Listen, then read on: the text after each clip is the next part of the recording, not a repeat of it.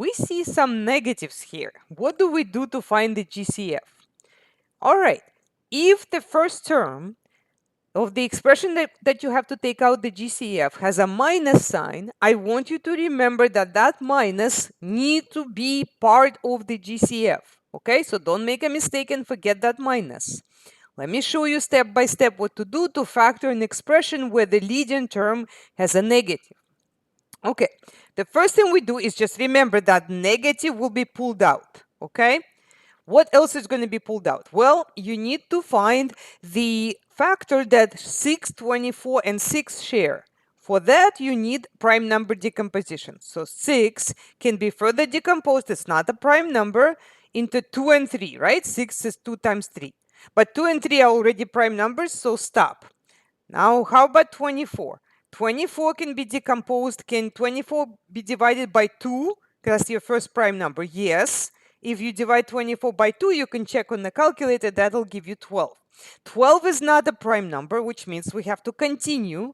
Can 12 be divisible by 2? Yes. That's a prime. We stop on this one, but 12 divided by 2 is 6. 6 is not a prime number, so that can be further decomposed into 2 and 3, as we just talked about. Now we decompose 24, and of course the last one is 6, and that's again 2 and 3. Now what you look for is, do I see anything that all three share? Well, 2, 2, and 2 here. Yes, they share.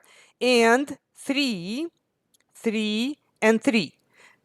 GCF is going to be 2 times 3, which is 6. We are going to pull it out. Now, from the variables, always remember that we take the smallest power of all of them. C is the same as c to the power 1, which means that c to the power 1 will be pulled out. Or you can just write c. Also, be very, very careful about the signs. Let's see what happens, what's left from the first term. Well, minus is already pulled out, so we cross it out. 6 is pulled out, cross it out. C cubed, we took out one c. How many are left? Well, 2, right? Okay, this is going to be c squared. So far, so good. If you were to distribute, you should get negative 6c cubed. Now, be very, very careful about the sign. Lots of students do not pay attention to the sign and they're just going to copy the plus sign right here. But that will be incorrect, because if you start distributing here, this would be minus multiplied by plus. That's a negative, but we want a plus, right? And what do we do to fix that problem? Well, we got to make this a negative, okay? All right.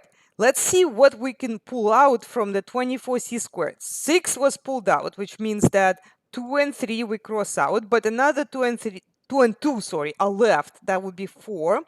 And c squared, you pulled out c to the power 1, but another c remains. Okay, and again, very careful with the sign. We already took out the minus. What will remain is just a plus. 6 we took out, and c we took out. So there's nothing left. What do I do if there is nothing left? Do I put a 0? Nope. If you put a 0 right here, when you multiply like that, that'll be 0. And this term is not going to even be there. If there is nothing left, always put 1.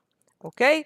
And that's it. Let's see if we can put this answer here and see if that's right. Oops.